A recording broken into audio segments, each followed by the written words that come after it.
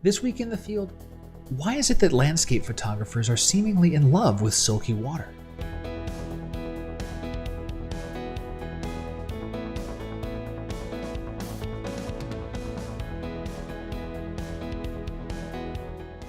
Hi everybody, I'm Scott Davenport. Welcome to In the Field.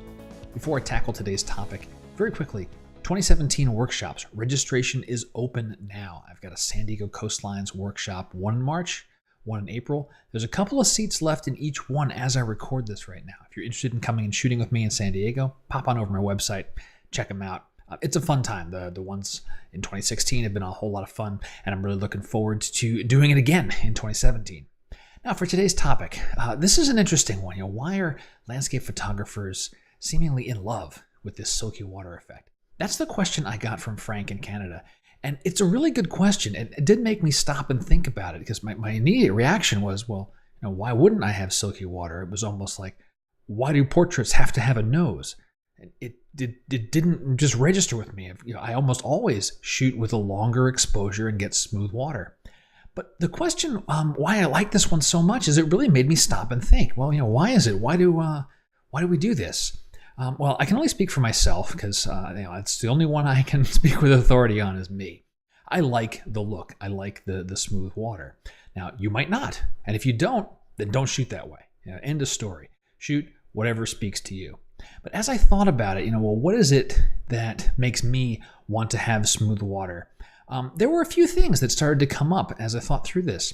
First is, what type of emotion do I want to convey with the scene? Now, more often than not, it seems for the landscape photographer in general, and certainly for me personally, I'm trying to convey a relaxing, peaceful, calm scene, and softer, smoother water helps toward that end goal.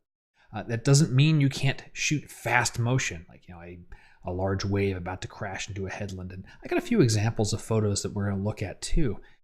But I think that's kind of the overriding theme for me is, what do I want to convey with the photo? And more often than not, it's peaceful, it's relaxing. And then I thought about it further, and there were a couple of other things that came to mind. And let me show you some photos to illustrate this. So I've got this scene here, San Diego skyline. Not the best photo in the world, but this is just going to illustrate what I'm talking about. So one other thing was, how do I accentuate my subject? So here, seen from across the harbor, and this was, let me hit the info case. So this was at a half a second. So strictly speaking, that's kind of a long exposure for water. But there was a lot of chop on the harbor that day, and you can see that in the foreground here. The foreground is very, very choppy. So I just reached in a bag and held the filter in front of my camera. So I'm going to move over one notch. Now this ended up being 30 seconds. It's a blurry shot. I wasn't even mounting the filter, just holding it. But illustrative purpose. Now the water's all smooth. What happens? I go back to this one and back to this one. With the smoother water, it's not competing for my eye's attention. I'm immediately looking at the cityscape, the skyline. And that's the subject of my photo. So one thing we can do with smoother water is to use it to accentuate our subject, turn it into negative space or context for the shot. Again, here, a little bit choppy. And if you like that, great. But for me, I liked it smooth and I wanted the eyes to go to the skyline. Of course, I need to nail focus better on that, mount the filter so I don't have fuzziness.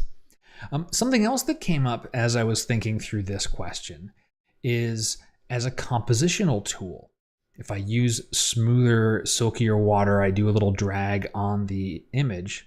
Here's another photo. I can get leading lines. And so here I've got this weave of foam kind of coming through this chasm. Now I know I shot this particular photo 20 times, 25 times, and I'm shooting at about a half a second. The water was moving pretty fast.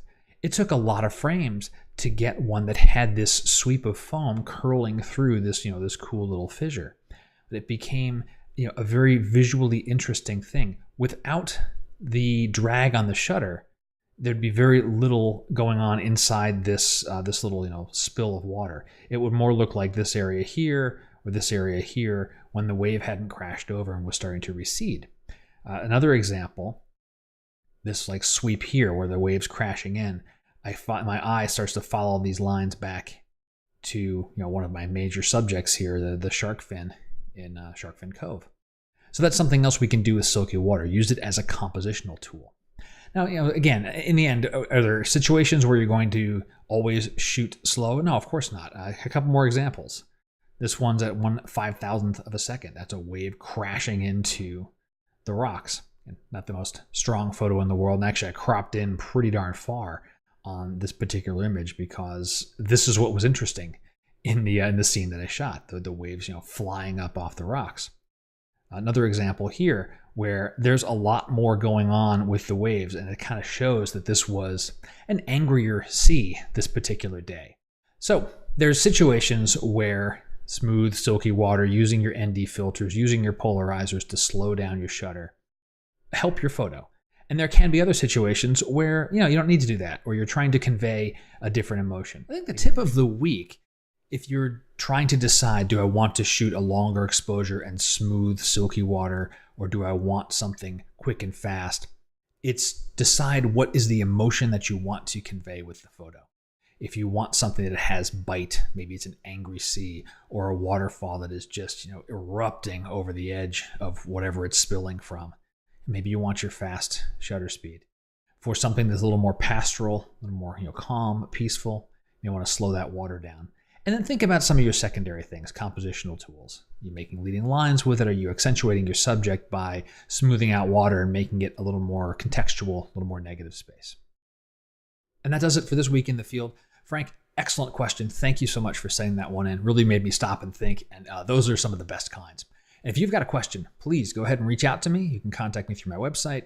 Comments on the video are fine. However you'd like to get a hold of me, Twitter, Instagram, all my social links are on my website. And until next time, my name is Scott Davenport, and happy shooting.